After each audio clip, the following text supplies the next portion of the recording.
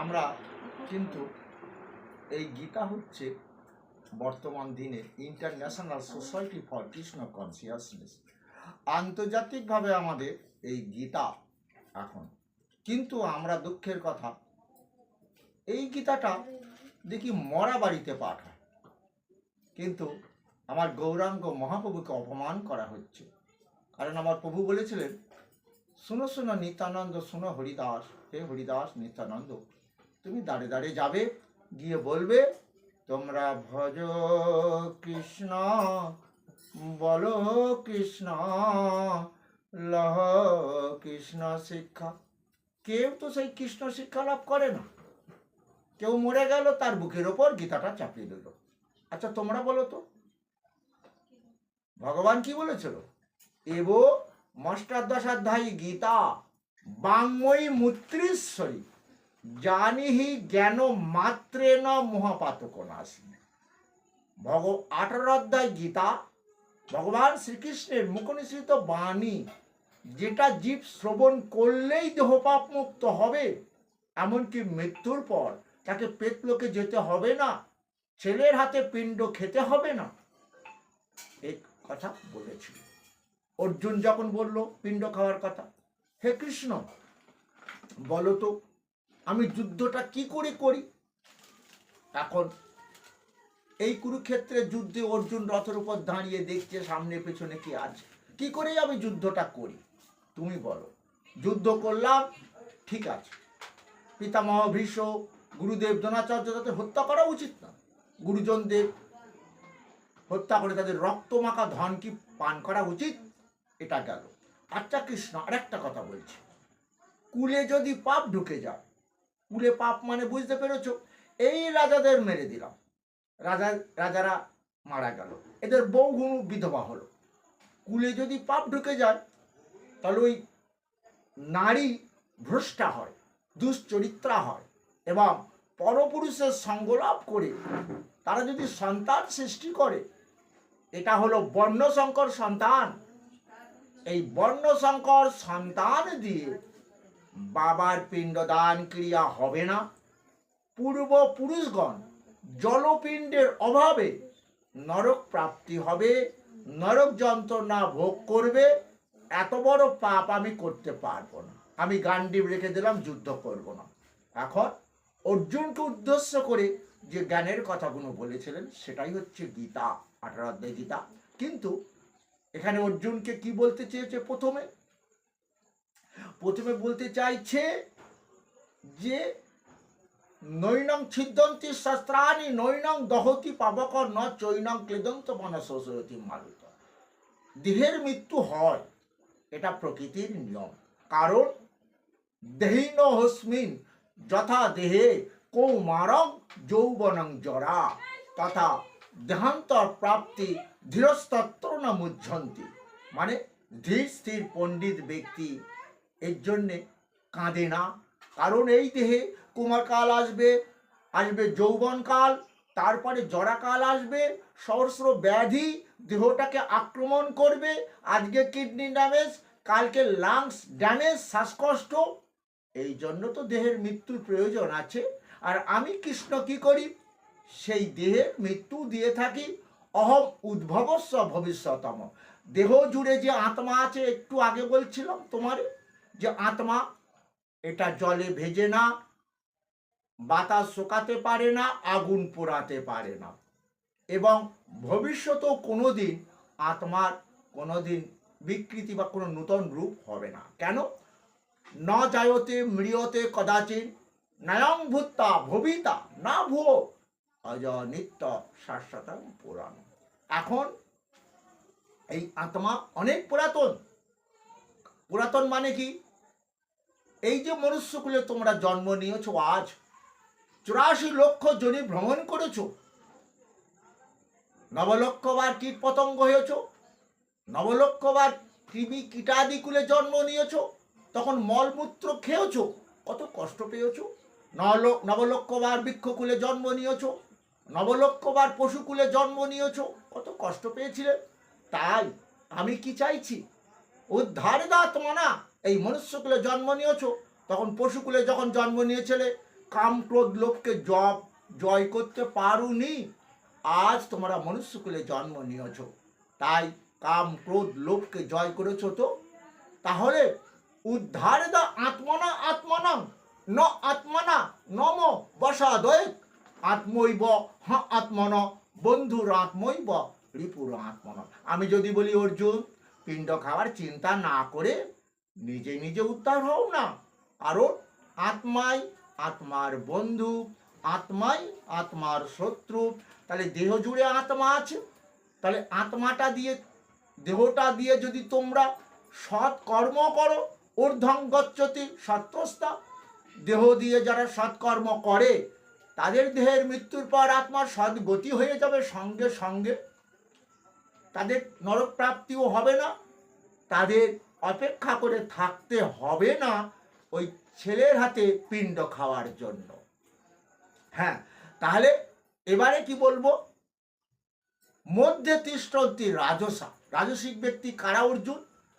যারা অভিসন্ধেয়তু ফলং দম্ভর্ত মপি চৈব যৎ ইজ্জতে পার্থ তজ্যোগ্যং বিধি রাজসম।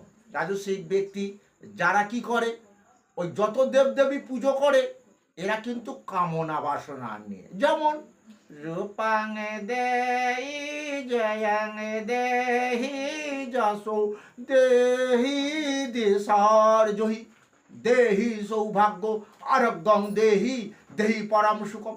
রূপ দাও, যশ দাও, সুখ দাও। আরে পয়সা না থাকলে কি আর সুখ পাওয়া যাবে?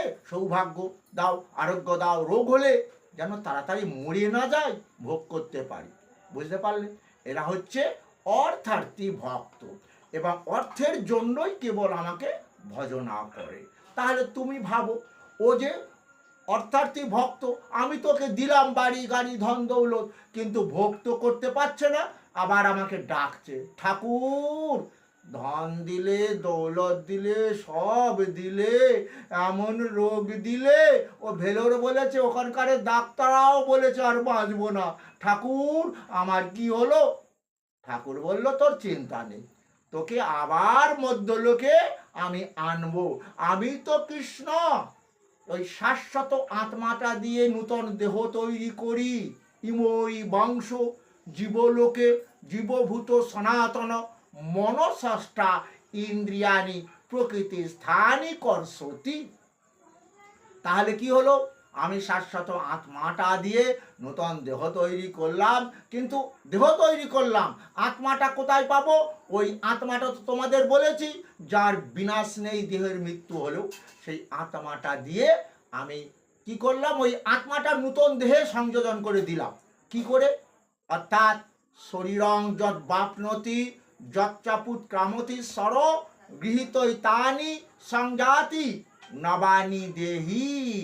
অর্থাৎ এই যে শরীর যাবর কি হয়, তোমার বাতাস এক ফুলের গন্ধ আর এক ফুলে বহন করে নিয়ে যাচ্ছে, তাহলে সেই আত্মা এই দেহ দিয়ে পূর্বে যে যেমন কর্ম করেছিল সেই কর্মগুলো এই নতুন দেহ যখন তৈরি করলাম, ওই আত্মাটা তো ওই দেহে দিয়ে দিলাম, তাহলে ওই আত্মাটা ওই দেহটা কি হলো?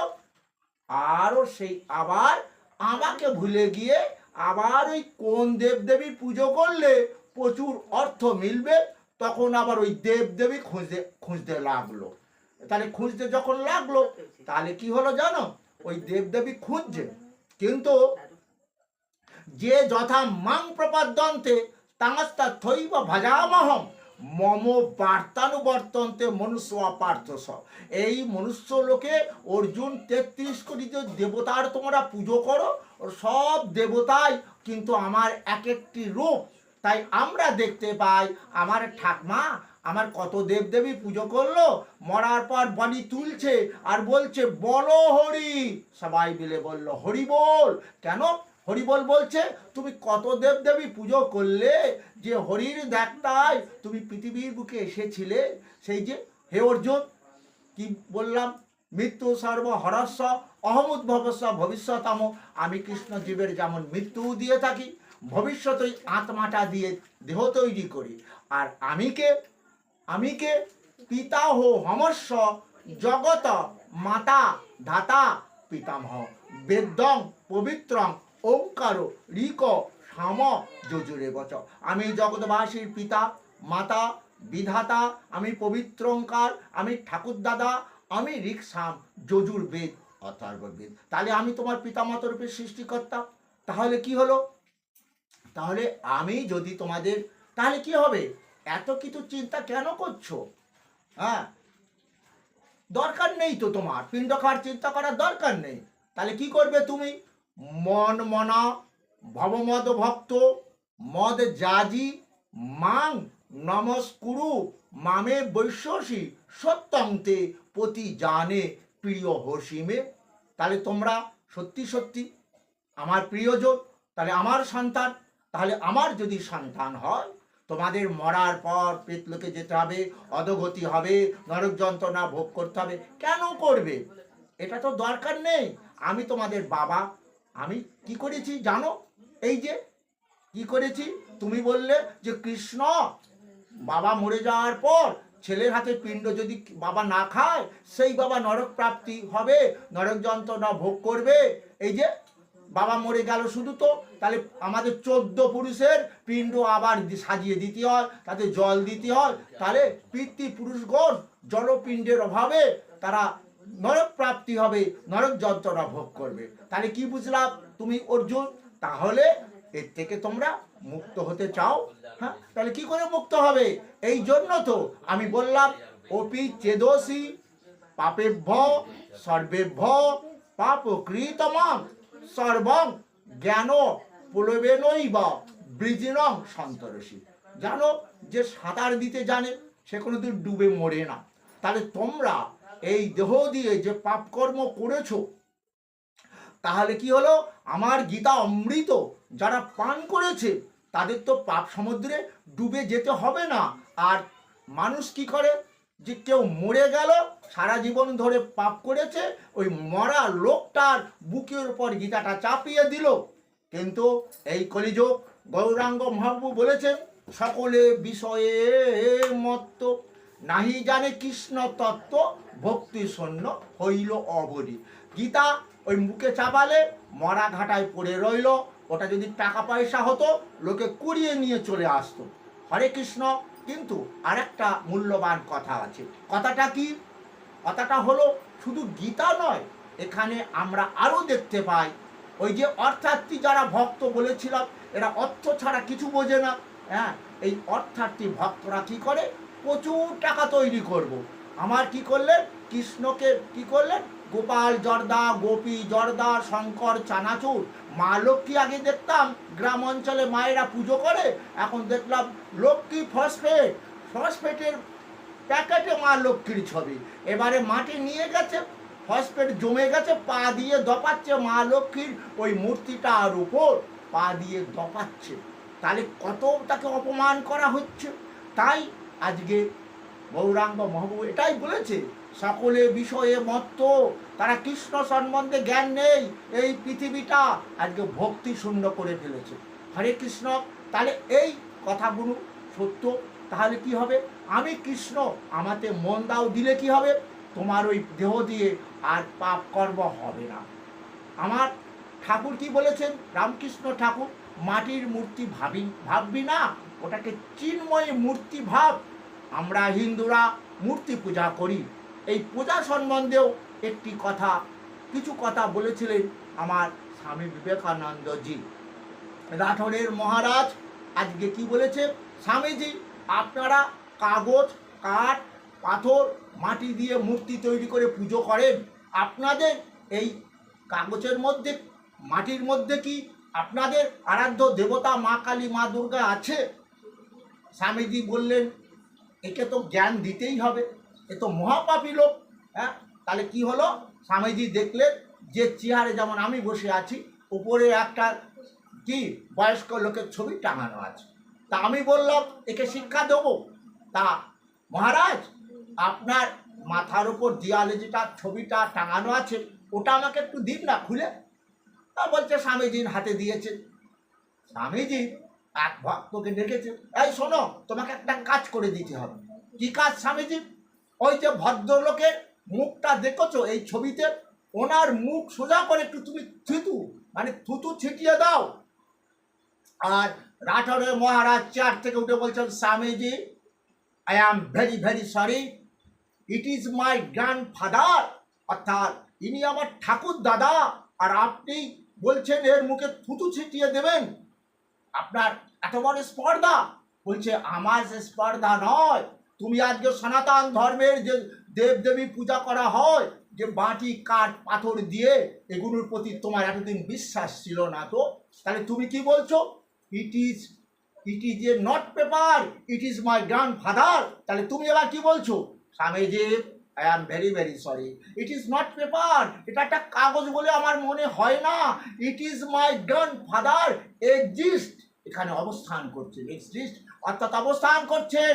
এই যে ফটোটা বলছি, যেটা বলছি, পিকচার বলছি, এর মধ্যে আমার ওনাকে দেখতে পাচ্ছি, it is not paper. Swamiji, I am very very sorry, আপনার কাছে আমি ক্ষমা প্রার্থনা করছি।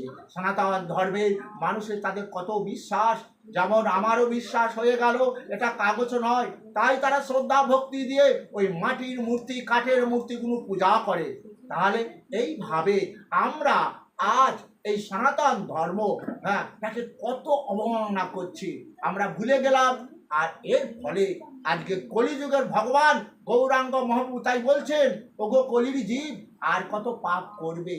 তাহলে অর্থাৎ ভক্তরা এইভাবে কি করে, তাদের গতি কোনোদিন হয় না, তারা ওই দুনিয়ার বুকে বারবার আসে এবং ওই যে অজ্ঞস্ব শ্রদ্ধা ধানস্ব সংশয় আত্মা বিনশ্বতি নাও লোকহস্তি ন পরম ন সুখম সংশয় আত্মর।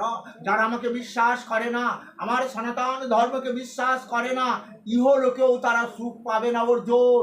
আর ওই লোকটা মরে গিয়ে ছেলের হাতে কি করে পিণ্ড খাবে অর্জুন? শোনো, দৈবজনী অসুরজনী, এখানে দুই প্রকারের মানুষ আছে।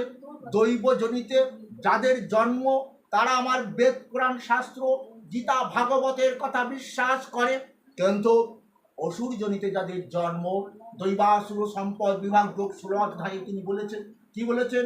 এই অসুর চরিত্রের লোকটা, চরিত্রটা কেমন তাদের শুনবে অর্জুন? অসত্যমা প্রতিষ্ঠম তে জগদা পুরাণীশ্বরম।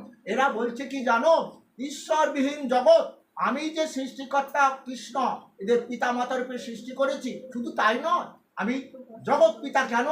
প্রজননস্মি কন্দর্প, বাবা মাকে সন্তান উৎপাদন কাম দিয়েছি সেক্স, তাই তারা সন্তান লাভ করেছে।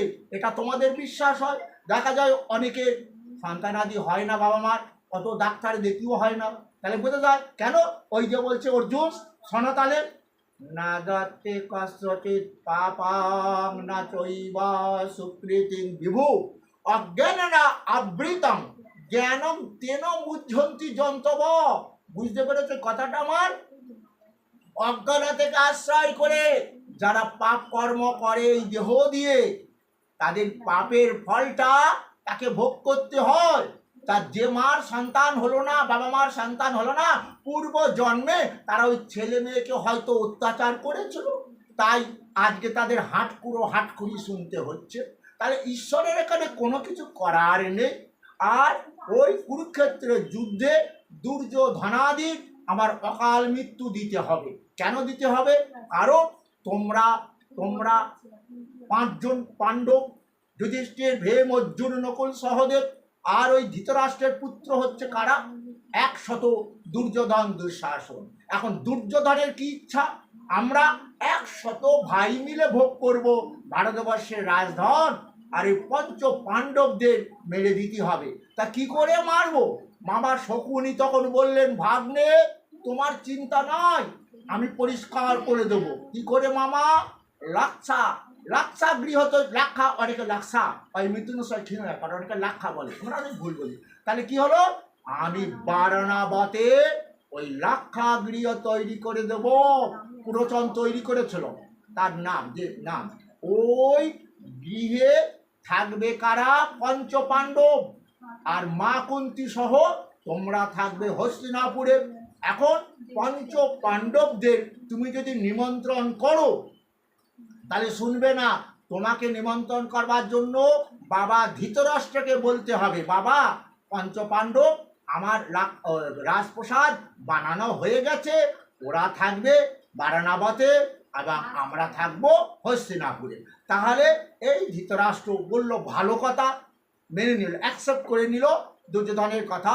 কিন্তু দুর্যোধনের যে অভিসন্ধি আছে এটা জানে না। কিন্তু আমরা বাংলায় একটা কথা জানি, কথাটা কি, ভজ কৃষ্ণ যে গৌরাঙ্গ মহাপ্রভু কেন বলল, কথাটা বুঝলে কি হতো, আজকে ওই দুর্যোধনাদি পঞ্চ পাণ্ডবদের লাক্ষা গিরিয়ে তারা ঘুমাচ্ছে, তাদের কি হলো, পুড়িয়ে মারবে। কিন্তু বিদুর জানতে পারলো, ওই লাক্ষা গৃহ থেকে সুরঙ্গ কেটে বার করে নিয়ে গেল, আর লাক্ষা গৃহটা ধরিয়ে দিয়ে গেল। তখন কি হলো জানো, খবর চলে গেল হস্তিনাপুরেতে যে পঞ্চ পাণ্ডব মারা গেছে, লাক্ষা সেই রাজপ্রসাদে মারা গেছে। সবাই বুঝতে পেরে গেল এটা দুর্যোধনের অভিসন্ধি। তাহলে এবার কি করবে, ধৃতরাষ্ট্রকে বলবে রাজা তুমি বিচার করো। ধৃতরাষ্ট্র পুত্র শ্রেণী অন্ধ হয়ে আছে, তাই কলিযুগে বলেছিল গৌরাঙ্গ মহাপ্রভু, কি বলেছিল, ভজ কৃষ্ণ বল কৃষ্ণ রহ কৃষ্ণ শিক্ষা। দুর্যোধন হয়েও না, যে দুর্যোধন ভাইদের মেরে ভারতবর্ষের ধন দৌলত ভোগ করবে। দুঃশাসন হয়েও না, দাপরে দুর্যোধন এইভাবে পাপ কর্ম করেছিল, তাদের অকাল মৃত্যু দিয়েছিল। কিন্তু আজ আমরা দেখতে পাচ্ছি কলিযুগে কোটি কোটি দুর্যোধন তৈরি হয়ে গেছে, আর সেই রাজা গদির লোভে অন্ধ হয়ে এই দুর্যোধনদের বিচার করছে না।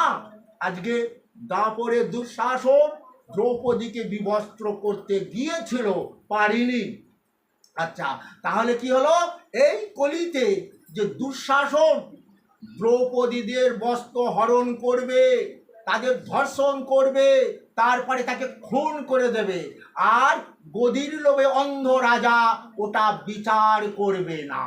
কিন্তু আজকে সেই ধৃতরাষ্ট্র বিচার সেদিন করেনি, তাই একটা শ্লোকের মাধ্যমে তিনি জাগরণ করে দিলেন, অর্জুন আমি যুদ্ধ চাই না, কিন্তু আমাকে যুদ্ধ করতে প্রলয় করতে বাধ্য হতে হয়। কেন জানো, যদা যদা হি ধর্মস্য গ্লানির্ভবতি ভারত অভ্যুত্থানম ধর্মস্য তৎ আত্মনং সৃজাম্যহম পরিত্রাণায় সাধুনাম বিনাশায় চ দুষ্কৃতাম ধর্ম সংস্থাপনার্থায় সম্ভবামি যুগে যুগে। শোনো অর্জুন, এই দাপর যুগ বহুবার এসেছে, তুমি আমি এসেছি, এসে এইভাবে পাপীদের বিনাশ করেছি, করে ধর্ম রাজ্য প্রতিষ্ঠা করেছি। কিন্তু অর্জুন তুমি ভুলে গেলে, কেন ভুলে গেলে, ওই যে বললে আমার পুত্রগণ, আমি যুদ্ধ করতে পারবো না। শোনো অর্জুন, আমি বলে এখানে কেহ নাই, আমার বলে কিছু নাই, এখন হলো মায়া। তাই তুমি অহংকার ত্যাগ করো, আমিটা আগে ত্যাগ করো। আমি যতক্ষণ তুমি ত্যাগ না করতে পারবে, আমি কৃষ্ণকে তুমি আমার সম্বন্ধে কোনোদিনই জ্ঞান লাভ করতে পারবে না। আমি কৃষ্ণকে, কে তুমি অর্জুন, তুমি যুদ্ধ করেছো না আমি করিয়েছি? আমি করিয়েছি, বুঝতে পারোনি তো? শোনো অর্জুন, ঈশ্বর সর্বভূতনাং হৃদেশ অর্জুন তৃষ্ঠতি ভ্রামায়ণ সর্বভূতানি যন্ত্র রূঢ়ানি মায়ায়া তমেব শরণং গচ্ছ। তোমরা কৃষ্ণ নাম কেন ভজন করবে, শোনো, তমেব শরণং গচ্ছ, পরম ঈশ্বর তোমাকে কৃপা করে এই দেহটা তৈরি করে দিয়েছে। সেই পরম ঈশ্বর এই দেহ যন্ত্রের মধ্যে কোথায় রয়েছে, সর্বস্ব চাহং হৃদি। হে অর্জুন, আমি কোথায় থাকি, সমস্ত জীবের হৃদয়ে। যেটা ডাক্তারবাবু কোনো পেশেন্ট গেলেই বাম স্তরে নিবিল, যেটা ওখানটায় টেলিস্কোপটা ছুঁয়ে দেয়, দেখে ওনার মালিকটা কেমন আছেন, মানে ওই দেহের মালিক আছেন কোথায়, সে হচ্ছে হৃদয়ে। তাই অর্জুনকে বললেন আমি সমস্ত জীবের সর্বস্ব চাহং হৃদি সন্নিবিষ্ট মত্ত স্মৃতি জ্ঞানম অহঞ্চ বেদৈস্য সর্বরহমেব বেদ্য বেদান্ত কৃদ বেদে বিদেব চাহম। আমি কে, সমস্ত জীবের হৃদয়ে আমি আত্মারূপে আছি, দেহযন্ত্র তৈরি করেছি, এই দেহযন্ত্র আমি পরিচালনা করছি। তাই যুদ্ধ কি তুমি করেছো না কে, আমি করতে তোমাকে সাহায্য করেছি। তাই তুমি আমাকে স্মরণ করবে না, আমার আনুগত্য স্বীকার করবে না? তবে শোনো, আরেকটু বলি, তুমি কি জানো আমি কে? পিতা মাতা তো। তাহলে আমি এই সন্তান সৃষ্টি করলাম, আমি কি করি? এই যে তুমি যুদ্ধ করবে, যুদ্ধ করতে করতে বলবে বাবা ওর কৃষ্ণ বড্ড খিদে লেগে গেছে, কিছু খেয়ে নি। তা সেটা কি জানো আমি সন্তানের জন্য কি করি? তাপা মহামহং বর্ষং নিগৃহীণমুসৃজামি চ অমৃতম চৈব মৃত্যু সচ্চাম অর্জুন। আমি সেই কৃষ্ণ, এই জন্য তো সূর্যরূপে তাপ দান করছি এই ধরিত্রী মাতার বুকে। যে ধরিত্রী মাতার বুকে আছে কি জানো?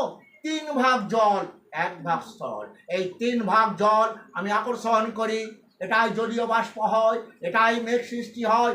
আমি পৃথিবীর বুকে মেঘ রূপে বৃষ্টি দান করি। এই বৃষ্টি দান করি, তার ফলে কি হয়? সুজলং সুফলং শস্য শ্যামলং মলয়জ শীতলং। পৃথিবী ঠান্ডা হয়, ধরিত্রী মাতার বুকে ফলে মূলে ভরে যায়। তবে হ্যাঁ, আমি এই কলিযুগে কি আমি তোমাদের বন্ধু নই, আমি অমৃত নই, আমি ধ্বংস হব।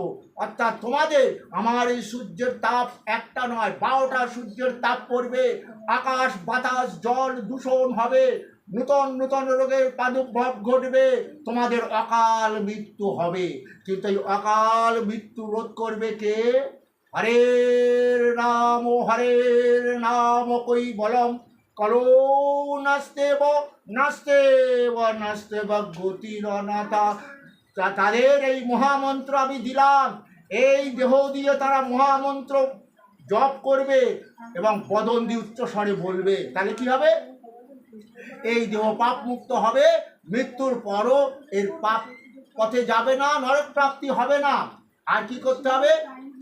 এই হরে কৃষ্ণ, কৃষ্ণ নামটা বদন দিয়ে উচ্চারণ করবে কেন?